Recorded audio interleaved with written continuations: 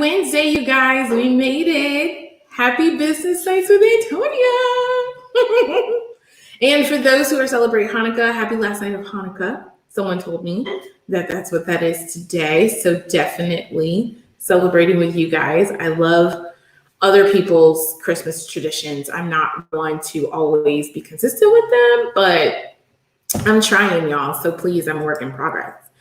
So someone says, hi.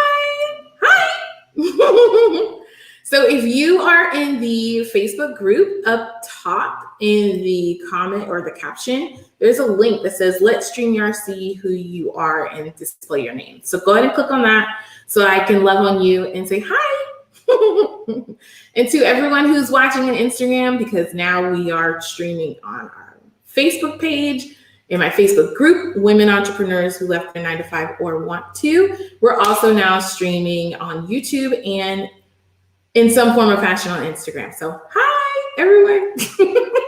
I guess the only place we're not streaming right now is LinkedIn. So it is what it is. I just want to make sure we are hitting all channels. Okay, so let's go ahead and get into tonight's segment, shall we? Okay. So business relevant. Okay, so something is going on this new platform. I think I've spoken about it previously, called Clubhouse. And Clubhouse is the newest, hottest social media app that was created in Silicon Valley. And now everybody is like dying for an invite because it's an invite-only app now. Previously, at the beginning of the top of the year, people did not have to have an invite. You could just be like, it was like a swath invite to a certain sphere of people in California. It sounds like mostly LA. So now it's invites only. So my question is, do you guys know about Clubhouse? Are you interested in joining another social media platform and app? And what are some pros and cons? And I will go ahead and answer those on my behalf. If you want to tell me, let me know in the comments. And I'd be happy to love on you and we'll talk about it, right? So I absolutely love Clubhouse. I think it's a little bit aggressive with all of the notifications that buzz on my phone all day. But much like how Facebook used to be when people used to poke you. Do you remember when you used to get poked? Like, who would like a poke? Like, just the word poke. Whoever created that, I don't understand that concept. But I didn't like to be poked because it would like put in my comments all day. So it says nice hair. Thank you. I pulled her out and pulled her up. Thank you so much. So I never liked to be poked. And now I feel like Clubhouse is kind of doing the same thing. So they are like poking to notify you that everybody that you follow has created either a group or a club or a room that they're speaking, that they've scheduled something to speak, just so that you are in the know about the people that you are tied to. And I totally get it. It's a club. I got it. But I wish there was like some way to like put it on snooze for a little while, like, you know, from 9 to 6 so I can focus. Because some people have some awesome rooms and I know there's going to be some great topics and I want to jump into each and every one of them. And then I'm not productive, y'all, and that's not good. So what is too many platforms for you guys? I'm very curious. Do you know about Clubhouse? Will you be joining Clubhouse? Are you interested? And all sorts of things like that. Now, I will tell you, inside of Clubhouse, there are a lot of rooms, which I love, that will teach you how to navigate Clubhouse and actually how to leverage it so that you can produce income. So I've already closed the deal being on Clubhouse for now 8 days. So it's a pretty good, awesome lead generator as well. So, but as long as you're not coming from the angle of, I want to sell to you, you're coming from the angle of, I want to help you. You have a question. Let me see if I can assist you. Right. So that is something new that I think is definitely going to be a heavy hitter in the social media sphere. And is definitely going to be a contender with Instagram and Facebook, hopefully in the next couple of years. So that's my business relevant topic. I want to know where you guys are, how many is too many. A lot of people go on social media cleanses, and I think that's awesome too. I don't know if I can do that, but I'm hoping that I get a snooze button here pretty soon. Please, somebody. Okay. All right. So we actually had a question today for Hi Antonia, and it was Khadijah. So Khadijah says, what are some exercises or activities I can do to find her customers? So Khadijah, because I know that your business is you're selling books or like mini ebooks, so you're an author. Some of the activities I would do if I were you is, well, one, what genre does your book actually fall in? And I believe it's Christianity. It's a Christianity type of pamphlet or mini book that's circled around Christianity. And I think that there are, of course, attack the low-lying fruit, right? So there's tons of social clubs inside of LinkedIn and Facebook and Instagram and now Clubhouse that are just women, Christian women who read, right? Or Christian women who are looking for more, are searching to be more, are looking for some spiritual guidance, are walking down their journey. Like if you just do a purely low-lying fruit social media search for that type of woman, if that is your woman, right? Because we're just trying to define her for this particular example. You will find her inside of those groups, whether or not she's active, whether or not she's like kind of laying in the cut and she's waiting to see somebody. I'm pretty sure if you are adding value, if you're giving your opinions, if you are promoting your stuff on the days that promotions are allowed, some of your clients will be attracted to you and find you. And if they are not there because the interest of the group or the room or the club is so closely aligned to your novel or your mini book or ebook, they might tell someone who knows someone that can then go ahead and purchase your book. Other activities you can do. There are tons of groups offline as well that you can join that is just for supporting authors. So if you can find a power partner that is willing through, obviously a mutually beneficial deal or relationship, right? If you find a power partner that is willing to get you access to maybe their publicist that helps with selling of books or getting their authors booked on podcasts or at speaking engagements or other events and things like that, then you may be able to find someone who could do the research for you and you don't even have to do anything, honestly. So that would be number two. One, go where you believe they are and find out if they're actually there. And then two is to go to a group that's not necessarily so specific to the genre of your book, but is specific to your industry. So other authors, other screenwriters, other, copywriters and things like that. Find those little pockets and build relationships, right? Because the more that you explain people, which we'll actually get into tonight's topic, the more that you explain to people that you have this beautiful, amazing thing that you've created, the more they're going to be interested and really have it on top of mind. And then they're going to ultimately purchase or refer somebody to purchase to you. So relationship building. Let me see if that answers your question or if you had another one. No. Okay. All right, Khadijah, sorry. So I hope that answers your question. Let's go ahead and move on to my 2 cents. Okay.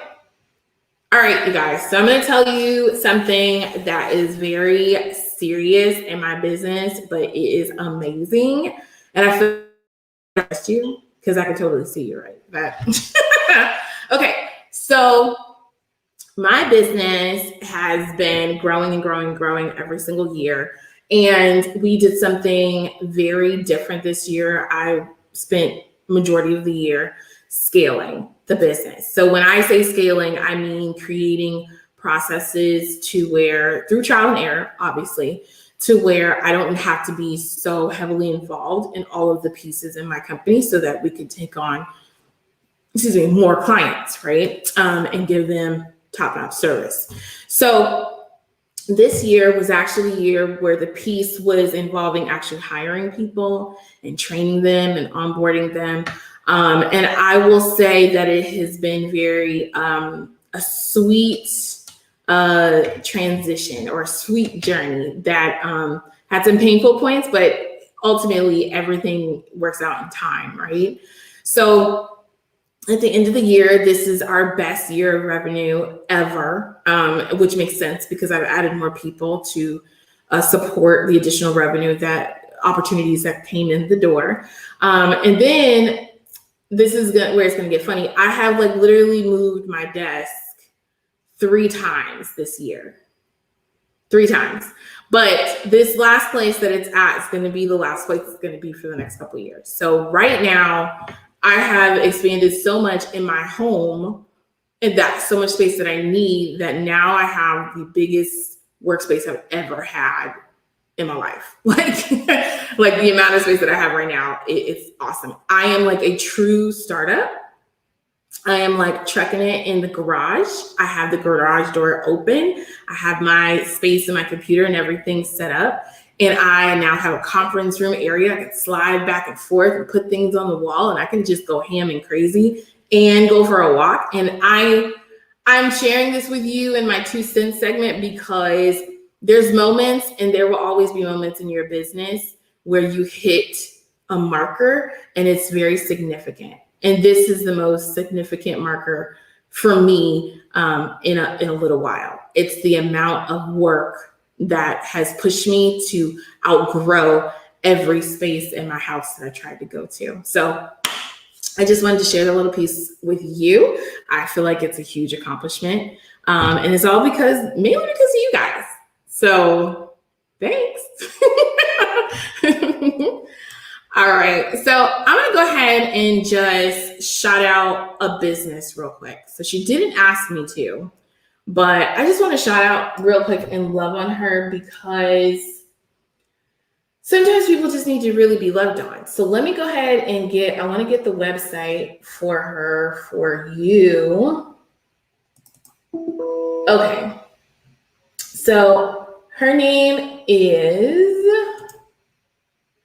her name is Lauren Heath. So I had asked if Lauren Heath wanted to be on tonight's live, and unfortunately she could not because tonight is the last night of Hanukkah and she has to obviously participate. So I'm super proud of her. I met Lauren, just real quick, a business shout out. I met Lauren through DCA. It's a huge course creation course with over 4,000 people that just actually wrapped up. And Lauren and I had a virtual coffee break today, and she explained to me that she actually started her business, this new part of her business, because she's had a business on her own for 7 years. And because of COVID, she decided to pivot. So Lauren actually started her business in October, and she is already looking for support. She is already looking for VA assistance and help. I am just overly proud of her, and listening to her story, listening to her journey, listening to what she wants to achieve in her business that she now has, that she's created while she was in DCA. I think that is something to be extremely proud of. Because it's hard starting a business. Plus, it's hard being a part of a 12-week course as well that's requiring you to do all these things and stretch yourself. And then you're worried about setting up your business and trying to, obviously create and generate income on top of creating your first course and on top of keeping up with the lessons and on top of an accountability pod and the rest of your life, right? But she was just the sweetest soul that I actually met today, and we did a virtual coffee, and I wanted to give her a shout out. So get in contact with Lauren. She is doing coaching, and she is she's helping people get comfortable with being on camera. And it's definitely necessary because some people just are not natural. And some people like me, I don't have the patience to really teach you how to be comfortable on camera. So the fact that there's actually people out there that are there to serve you and to assist you with that piece is amazing. So definitely business shout out to Miss Lauren Heath. Go ahead and hit her up. At the end of her email address is her website. So just sharing the love. Okay. All right. So before we get into the next segment, I'm actually going to say hi to everybody who's just joined. This is Business Nights with Antonia, and hi to the people who just joined on Instagram. Hi. So let's go ahead and get into tonight's topic, shall we? Okay. So tonight's topic, we're actually going to be talking about just that. I'm actually going to talk to you guys and explain to you how to do a launch. And I'm not going to take forever. And there's not going to be showy little pictures and graphs and things. So this will be the point in the show that you, if you're interested, get a pen and a paper or catch the replay, right? As always. So every once in a while, I want to definitely make sure that I'm teaching you guys something outside of just having a special, awesome, amazing, ridiculously fabulous guest. So tonight is your night. Okay, great. So let's go ahead and talk about what launching is. So if you don't know, if you are not with me on Friday nights for our date night, I do what's called a Mission 100 spiel every Friday. And basically what Mission 100 is Assist You came together in July, and we wanted to figure out what our mission was going to be, what we were going to focus on for the next 365 days.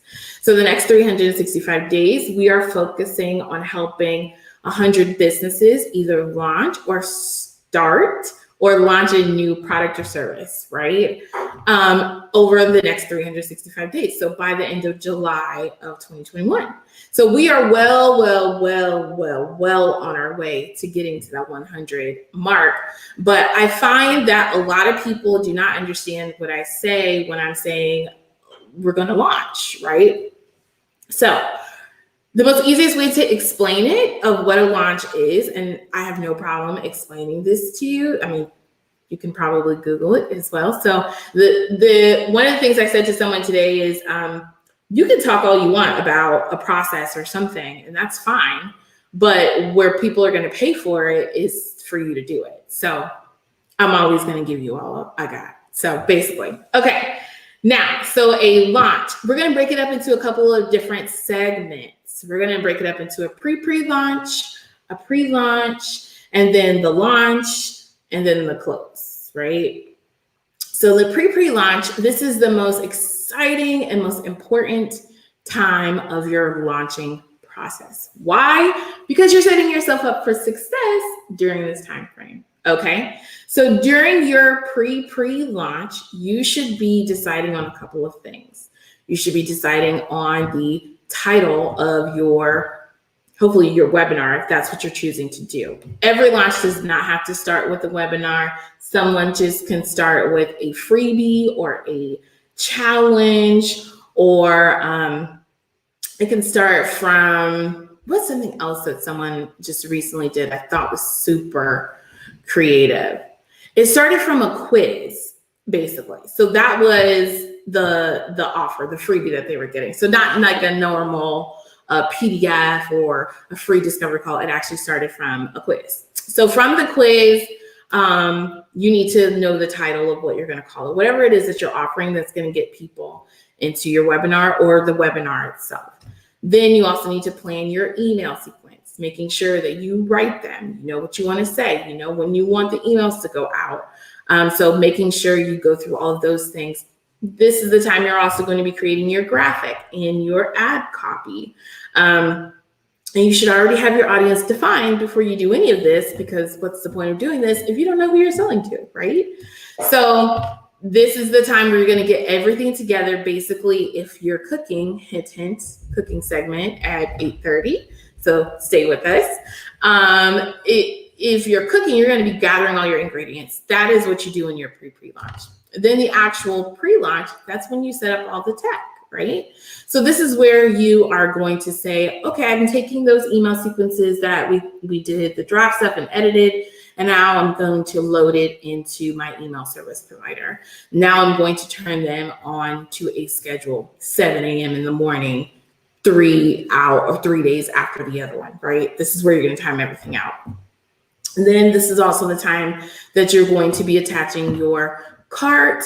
So like your merchant that's going to accept your payment if it's not already connected. This is also the time where you're going to make sure your funnel in fact works, and test it. This is the time where you should be putting your final touches on your presentation if you're doing a webinar, and testing going through your webinar successfully, to make sure that everything is worked out that you're planning on doing. And this is also the time where you have all your social media content that you're going to post everywhere, in order, right? And possibly even loaded if you're going to schedule it, right? So those are the things that you're going to be doing in your launch. Now, the actual launch itself is going to be the fun part. So this is the part where you're actually, everything is turned on. The ads have already been turned on. You're filling up your webinar, and then you're about to do the webinar on various different days. Or this is where you are now sending more aggressive emails to the people who are starting from your freebie, and you're trying to get them into your program. And the cart is open now, right? So typically a launch like open cart is about a week. Some are like 10 days, but you want to give people time to hear your message, hear your pitch, and then ultimately go and buy, right? Now, the next phase of your launch is the close. And some people are like, why is that a phase? It's a phase because you want to create FOMO. You want to close your cart and say, oh, time's up. And then send that awesome email. Well, I was feeling gracious, or it was my birthday, or, I'm one away from my goal of the number of students I want in my program or people in my group. Let me go ahead and throw you this 25% discount in order to get yourself in here, right? And not miss out. So then that's the close. And then the next phase starts. So I didn't say this before, but the next phase of the launch is like, I call it like the post close.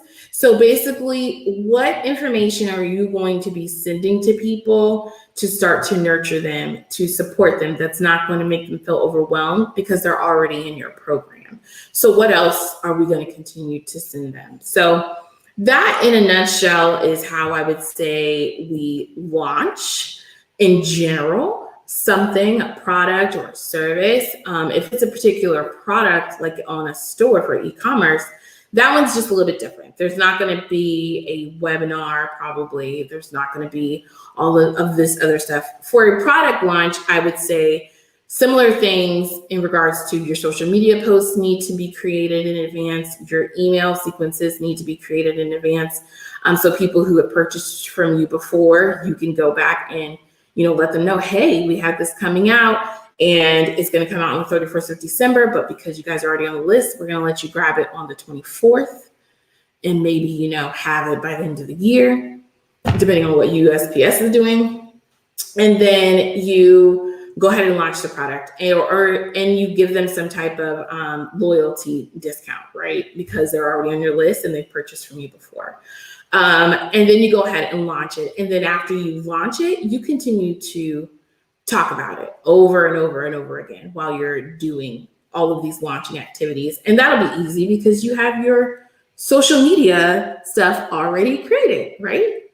Awesome. So those are two very simple ways of launches for service-based and product-based, and the different areas the different phases of a launch. So basically, get your ducks in order, line your ducks up, let your ducks fly, and let your ducks come home, essentially. The pre-launch, the pre-launch, the launch, the close launch, and then to get them all ready to do it again, your post-close launch. Does that make sense? Okay, awesome. All right, let me go ahead and check to see if there's any additional questions. Let's see. Okay, so I think I answered her question.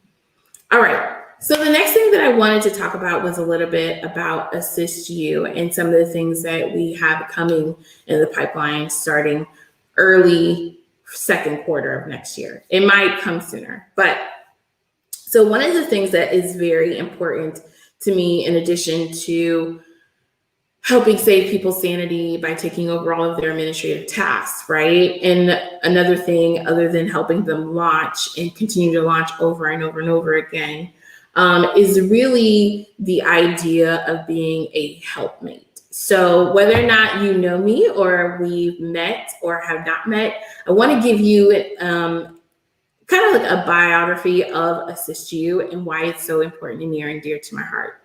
So one of the reasons why I created Assist You is because I was just so good at anticipating my employer's needs. I was so good about coming into chaos and making it organized, implementing systems, creating SOPs, hiring the right people, moving people to where their strengths are will allow them to thrive, and ultimately making them a lot of money. So I decided I wanted to do the same for myself.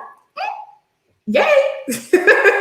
So Assist You started very, very small. We had one little project for an attorney, and then we moved on to me leaving my employer and they becoming my biggest client, my biggest first client. And then after that, just kind of meeting people. I Ubered a lot, so I networked a lot in Ubers, and I met tons of people, which ultimately became my clients.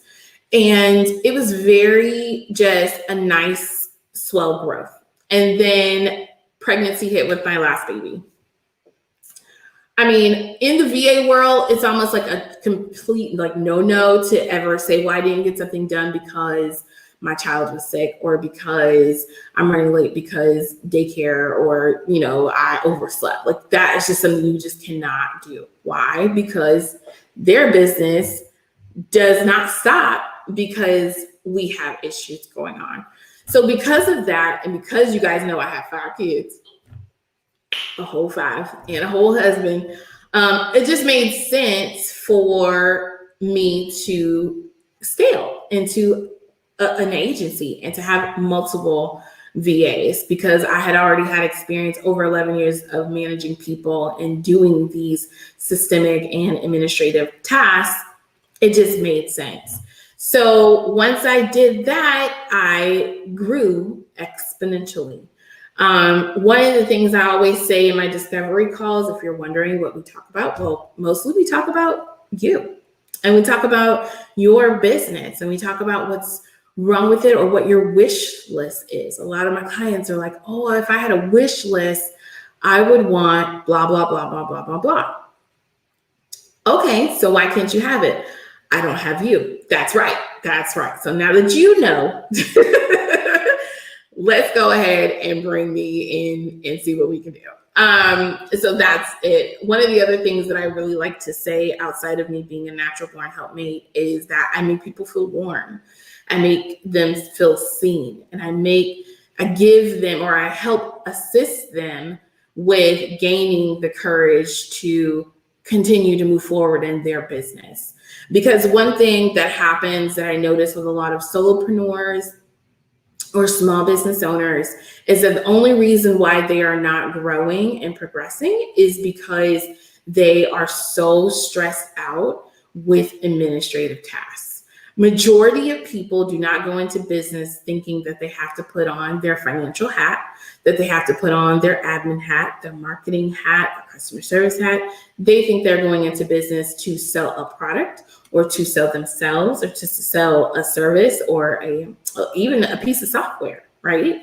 So there's just a lot of other parts and components that have to be well-oiled and taken care of for a business. And that's where the world of virtual assistants come in. So honestly, I really, really love what I do and what my team has accomplished this year. And we are set and positioned to do double what we've done this year and actually grow even larger. So I'm very excited about 2021, to say the least, and I'm super excited about where we are in our journey as a company. And I'm very excited that what we say we will do, we actually do. Some of the issues I run into, because we are like an OBM with virtual assistants type of service, type of setup, is clients will come in and they'll say, I'm trying to see. It doesn't look like she's ready yet. Let's see. We have a foodie correspondent. I'm trying to see. Miss Jovan, if you can hear me, wave if you're ready. No. Okay, great. So one of the things that I run into and that I always get asked is people will say, well, I've had a VA before and it didn't work out because they just did not communicate. They cannot communicate. Like, I go to look for them and they're not there. And I understand that you guys have other clients and I get it, but I'm stingy and I don't know where they are. And I feel like I'm not getting what I pay for, or I feel like they just aren't understanding my work ethic and they have to be there. So that tells me a couple of things. One, the VA that worked with them was not an awesome communicator and did not stand firm and did not know their processes yet. To say, I will be available between this hour and this hour. If you need anything outside of this hour, then just know that there might be a delay. To also say, okay, what are the goals and objectives so that you can let me know what my marching orders are. And as we build trust and rapport, I will, pull you in. But I'm going to go ahead and get a handle.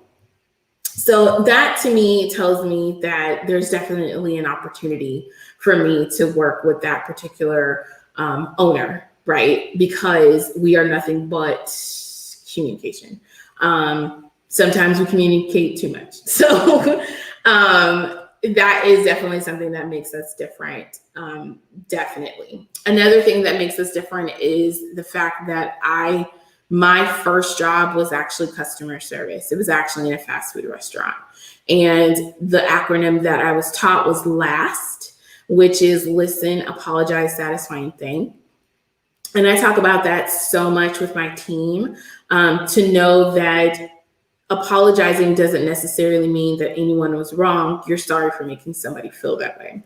Or if you, in fact, made a mistake and you missed something, then you need to be proactive and let the client know and, apologize for it. It's such a simple thing, but so many people refuse to apologize for an honest mistake. And we don't do that. I want everyone who comes in contact with my team to feel the same warmth that they feel when they speak to me. So that is definitely something that I definitely try to stress and is a part of our company culture. Now, a couple of other things that makes Assist You a little bit different than a lot of other VA agencies is we have a progression, right? So you're not just inundated with everybody who can do your services. While you may need 45 things done and you feel like you need them done right now, we're going to ask you, we're going to question, okay, does this absolutely need to be done now? Majority of my discovery calls that I go into, I say, hi, what do you need? What is hurting you right now? What if I changed it right now, this very moment, would just honestly make your day? And most people will be like, I can't find anything. So I'm like, oh, well, let's dig in. And they'll be like, seriously, right now? I'm like, yep, go ahead and share your screen. Let's dig in. Because I can't get to the more higher level type of conversations with a customer or a client who is so stressed out about being unorganized. And once we actually get them organized and they understand the new system, they are like, okay, I get it now. All right, so now let's plan this content strategy. Now let's do this launch. And sometimes we have clients where we have to do it at the same time, right? It just happens that way. But in any event, majority of our clients now need some type of launch or need some type of managerial administrative support. So that tells me that we are attracting the right Oh, so exciting. Okay. All right, you guys. I'm going to go ahead backstage real quick and I'm going to see if our foodie correspondent, her name is Mr. Vaughn. We met her last week, if she is ready to go. So, uno momento, por favor. Yeah, I said that.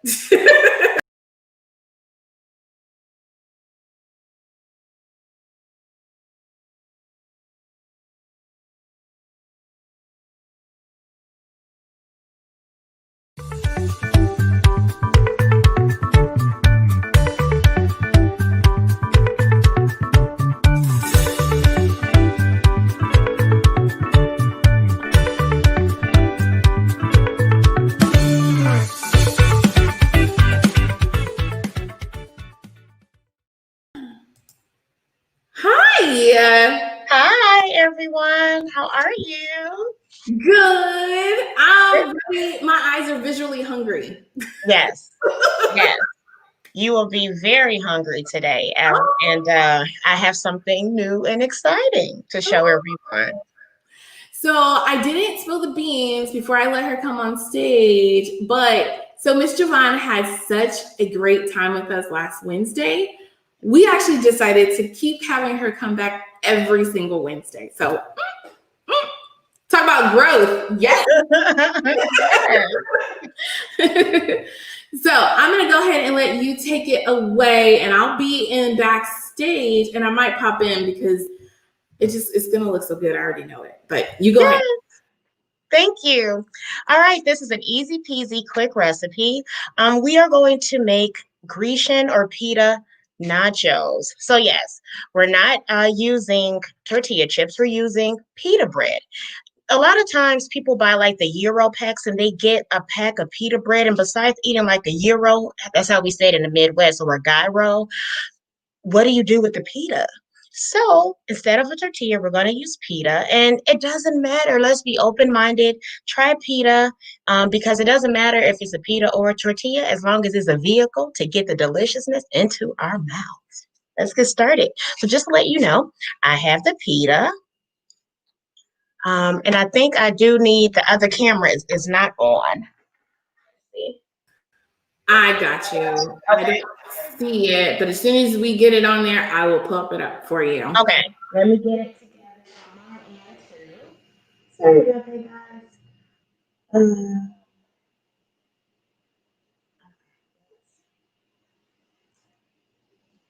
me know.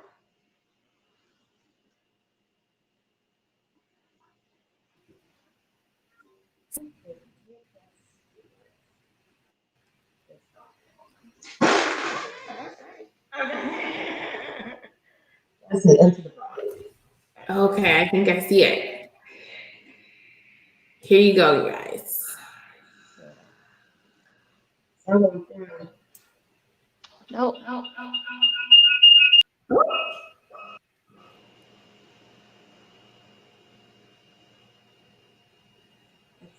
Trying.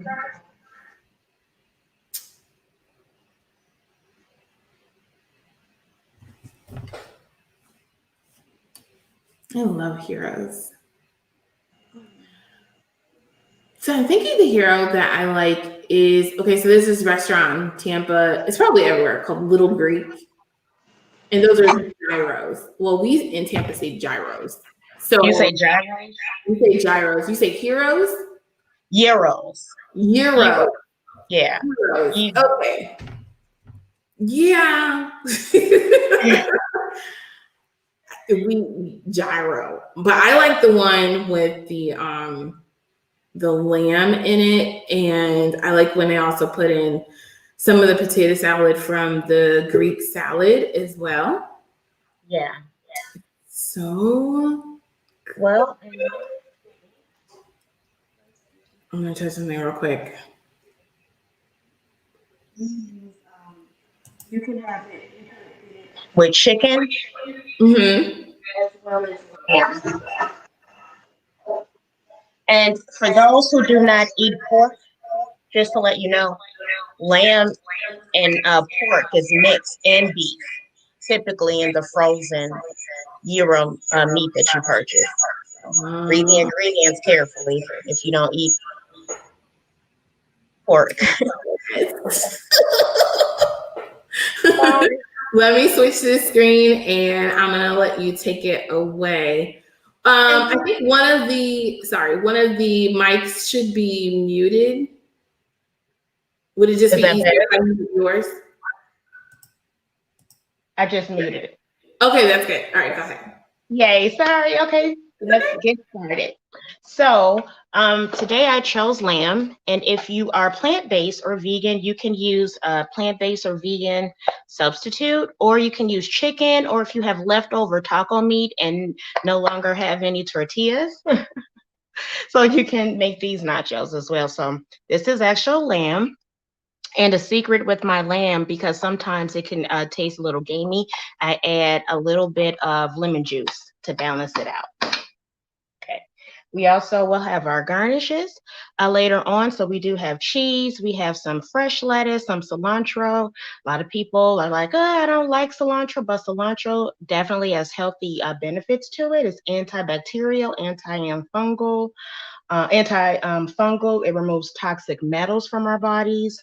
And so it's very good to have. And it also helps with combating weight loss. And then we have tomatoes, which are also great for you. We also have some jalapeno peppers, some red onions. And then I'm going to teach you how to make a quick, easy the Grecian sauce as the tzatziki sauce, but it's going to be a really, really Greek, easy sauce. So we have our Greek yogurt, which is also great for probiotic.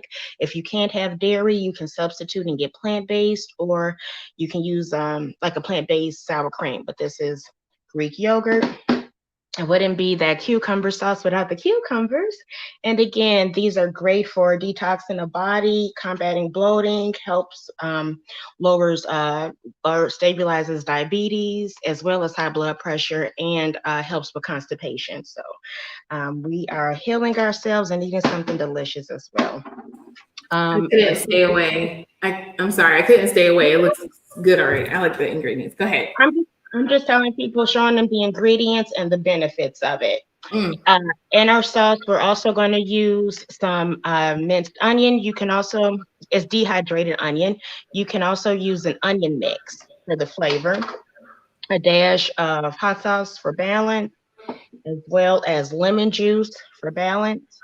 And then we're going to use some dried herbs. I have just a little bit of sugar. It's for balance and it's science. So it helps with the recipe. Yes, you do need a pinch. We have some oregano as well as dry parsley, black pepper, onion powder, and garlic powder. So let's quickly get these pitas together. I just simply use a pizza cutter. Okay, I want to get more usage out of my pizza cutter than pizza. So I am going to cut these into triangles really quick. Okay, easy peasy. Mm-hmm. We are creating the vehicle for deliciousness to go into our mouths. I'm So let's get that. excited. Yes. So I just like to literally put these in a bag, any type of plastic, Ziploc bag that you may have. And of course, because I'm representing my brand, we have a delicious Slow Chef's Gourmet Oil, which you can order online at www.chowoneats.com. And this flavor right here is a beautiful sun-dried tomato Mm. oil. hmm We're going to shake it, shake it, shake it, shake it, and mix it up. And then we are going to simply lay them flat in a pan and bake them in an oven for about on 400 degrees. They should look like this for about 5 to 10 minutes or until crispy. Now, while that is baking, I'm going to teach you how to make that sauce. Okay. Yeah, so in a little container, mixing bowl, we have our Greek yogurt, about a cup. Because again, it depends on if you like sauce. Some people don't like sour cream, but this is just so yummy. Thought it would be great to use it with Greek yogurt. Now, with anything, I like to add seasoning first. And I learned this trick from actually my mother-in-law. She taught me how to make a slurry. And I said, well, what is a slurry? She says, well, if you add your dry ingredients to a liquid ingredients and stir, before you mix in major ingredients, you have the opportunity to take something away or add something. Okay. So, Oh, okay. yeah. So, she calls it a slurry. So I've been using that, but see, I gave it a credit. So there you She go. did. Stir it up and and actually taste it. I did add the hot sauce, the pinch of lemon juice, and then we can taste it. This is my tasting spoon, which I'm gonna taste and put it in the sink. Yes. Oh my gosh. I cannot stand watching movies where chefs will put it back in the pot. It's so gross. Correct. And you all see this one has been here this whole time, so it's not. Yes. So we're gonna add in that cucumber, and it tastes fine to me. You can add more sugar, more seasoning if you like. I would make this in advance because if you make it in advance, the seasonings are going to set in, and it's going to be extra, extra special. Okay, so our sauce is complete, and I have some pita chips already. Pita. Look at our pita. Ooh, they're so golden. They're golden brown because we want a crisp. We want some texture. So when we put everything on them and load them, we still want, we don't want soggy. Who wants soggy chips? Right. So we're going to add our protein. And again, if you want to keep this completely plant-based, you can. You can add fish. You can add just feta cheese. You can do it all veggie. Add chickpeas, black beans, lentil. I love chickpeas. Me too. So good. So we have our lettuce that we're going to garnish it with. We have our tomato that we're going to put on top and all over. I also have some purple onion. Oh, yes. Yes.